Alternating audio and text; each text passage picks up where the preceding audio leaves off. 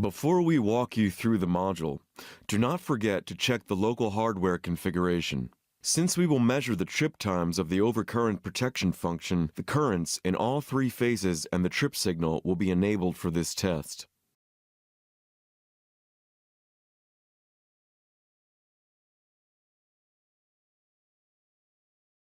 In essence, the Overcurrent module presents the same layout and views that we already know from the other modules. Therefore, we start off with the test view.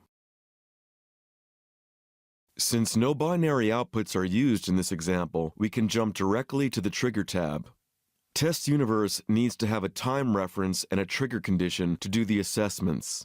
The trip time can either be measured from the fault inception to the trip signal or from the start signal to the trip signal. The table in the trip condition section displays all the CMC inputs that are routed in the hardware configuration. Here, you specify which binary inputs are used to measure the trip time. In this example, we will use the fault inception as a reference for measuring the trip signal. It means that the measurement will include the pickup time. The Fault tab contains the settings that are necessary for performing the test. The Load Settings section allows you to supply current during the pre-fault time. Depending on the fault type that is simulated during the test, the load current could also be applied in addition to the currents in the fault state. Refer to the manual for more details about fault types. During the post-fault time, the load current is always off. The magnitude of the load current can be specified as an absolute value or as a multiple of the fault current. The phase angle of the load current can be the same as the fault angle or can be specified by the user. Use this decaying DC option to avoid magnitude jumps on the transition from the pre-fault state to the fault state if the load and fault angles have been set to different values. There are two ways to set the maximum time for the test point when no tripping is detected. Absolute and relative. The absolute time is a constant and independent value. The relative time is a percentage of the maximum trip time, which can be obtained from the tripping characteristic and the time tolerances. Test Universe always uses the smaller of these two time values. For the sake of simplicity, no load current will be injected in this example. The absolute maximum time can be set to a reasonable value, let's say 5 seconds. The relative maximum time can be kept to the default value of 100%.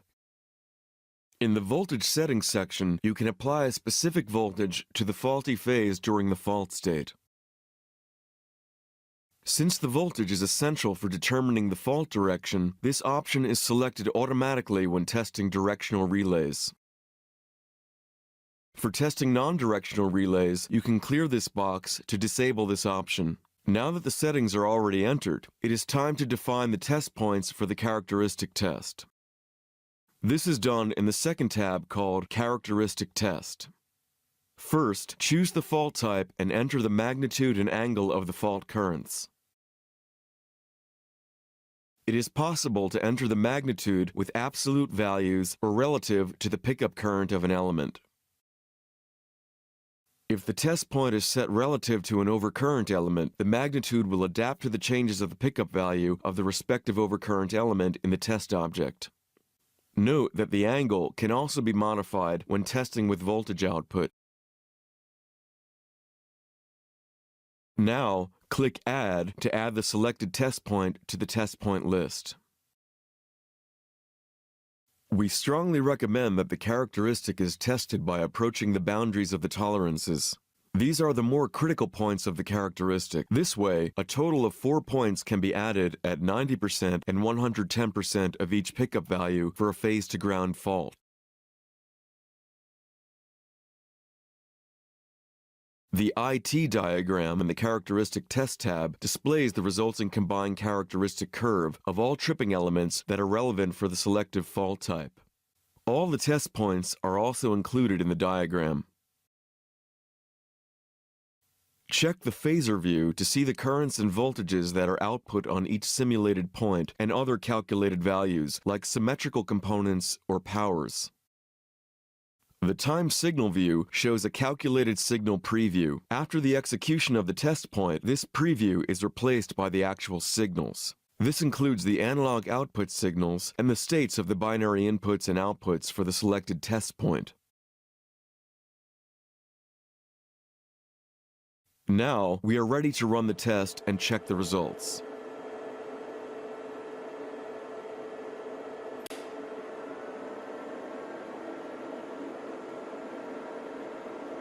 The overcurrent module will check if the measured time falls within the minimum and maximum times according to the test object's tolerances. When the condition is fulfilled and the test points are assessed as passed, we can see that the green crosses are displayed in the table and in the IT diagram.